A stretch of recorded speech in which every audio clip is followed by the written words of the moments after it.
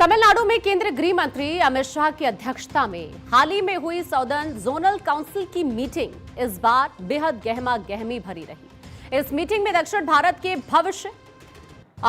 के भविष्य की अगर हम बात करें और उसके राजनीतिक और आर्थिक अधिकारों को लेकर भी एक साथ कई बड़े मुद्दे गूंजे। परिसीमन के बाद संसद में राजनीतिक प्रतिनिधित्व घटने की आशंका पर तमिलनाडु के मुख्यमंत्री जोसेफ विजय और कर्नाटक के मुख्यमंत्री डीके शिव कुमार ने केंद्र से कानूनी गारंटी की मांग की है।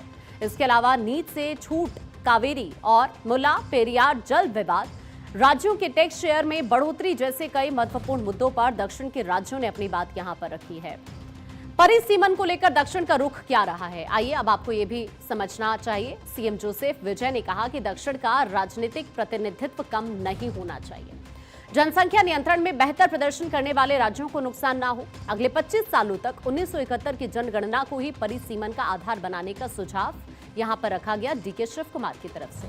लोकसभा की मौजूदा 543 सीटों को बरकरार रखने की वकालत भी यहां पर की गई है।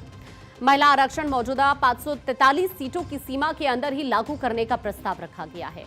इस मीटिंग में आर्थिक स्वायत्तता और नदी जल बंटवारे का मुद्दा भी छाया रहा। कर्नाटक के मुख्यमंत्री डीके शिव कुमार ने केंद्र से राज्य का टैक्स शेयर 3.6% से बढ़ाकर 4.7% करने की मांग की है और 15वें वित्त आयोग से हुए 65,000 करोड़ के नुकसान की भरपाई भी चाहिए है। उन्होंने यहां पर मेकेदातु बांध पर तमिलनाडु का सहयोग मांगा है। उधर केरल के मुख्यमंत्री की अगर हम बात करते हैं वीडी सतीशन, उन्होंने मुल्ला पेरियार पर नया बांध बनाने का प्रस्ताव रखते हुए तमिलनाडु को पूरा पानी देने और खर्च खुद उठाने की पेशकश यहां पर की है।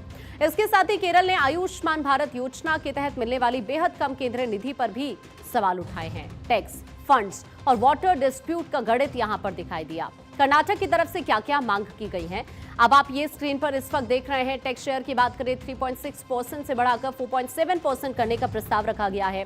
घाटे की भरपाई की मांग यहां पर की गई है। 15वें वित्त आयोग से हुए 65,000 करोड़ के नुकसान का दावा किया गया है। यहां मेकेदातु प्रोजेक्ट की बात करते हैं तो कावेरी पर बांध निर्माण के लिए तमिलनाडु से सहयोग की अपील भी की गई है।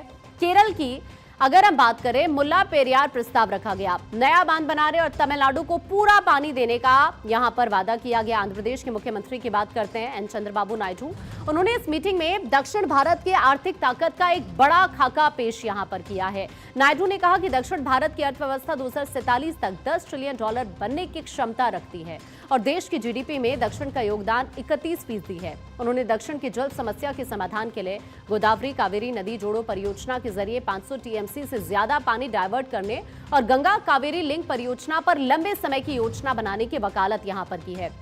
चंद्रबाबू नायडू की तरफ से जो विजन यहां पर रखा गया है वो है $10 ट्रिलियन का। जीडीपी में योगदान की बात देखिए, भारत की कुल जीडीपी में दक्षिण भारत का जो योगदान है वो 31% है। अब जो लक्ष्य रखा गया है 2047 को लेकर दक्षिण भारत को $10 ट्रिलियन की अर्थव्यवस्था बनाने का विजन रखा गया है। गोदावरी कावेरी लिंक की बात करते हैं, 500 टीएमसी से ज्यादा पानी डायवर्ट करने का प्रस्ताव रखा गया है। दीर्घकालिक राष्ट्रीय योजना के तहत नदियों को जोड़ने पर भी यहां जोर दिया गया है।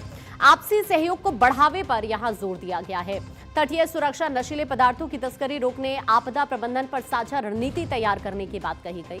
परिसीमन से लेकर जल प्रबंधन तक दक्षिणी क्षेत्रीय परिषद की इस मीटिंग ने क्लियर कर दिया है कि आने वाले समय में केंद्र और दक्षिणी राज्यों के बीच अधिकारों और प्रतिनिधित्व का मुद्दा भारतीय राजनीति के केंद्र में रहने वाला है।